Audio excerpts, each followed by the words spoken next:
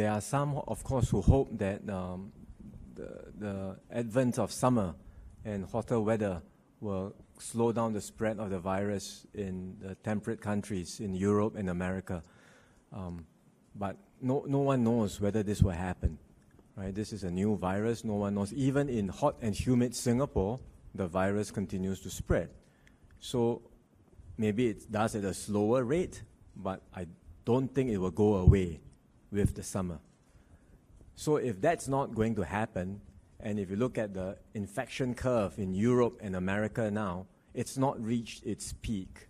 It's continuing likely for weeks and beyond, which means with all the best efforts that countries are doing, and everyone is now trying very hard to contain the virus, to contain, suppress, and flatten the infection curve, but it will stretch out for the reasons that Minister Gan said. When you flatten, it stretches out, and it will continue for some time.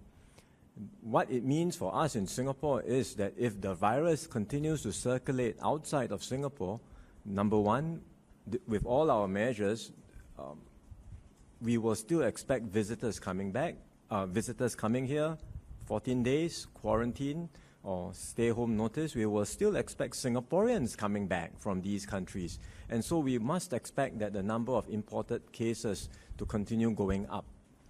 Just think about how when we flew the flight from Wuhan, the chartered flight coming back from Wuhan with Singaporeans on the flight, because we had to charter the flight back.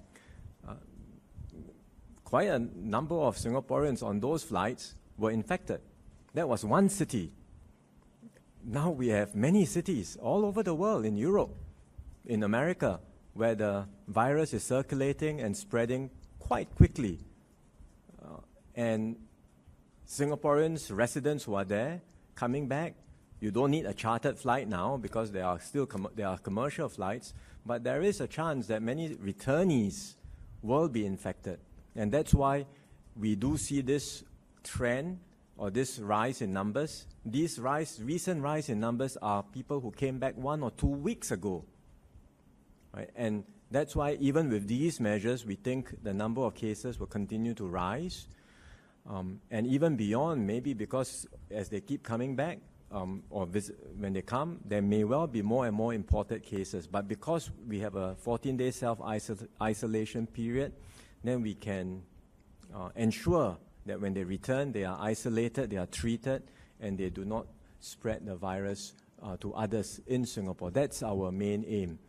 But if you think about the broader picture which we just described, Europe, America, and the virus continuing for months, it could spread to other continents too. What if it spreads beyond Europe and America? Now, we've talked about, people have been worried about Africa. What about the Southern Hemisphere later on?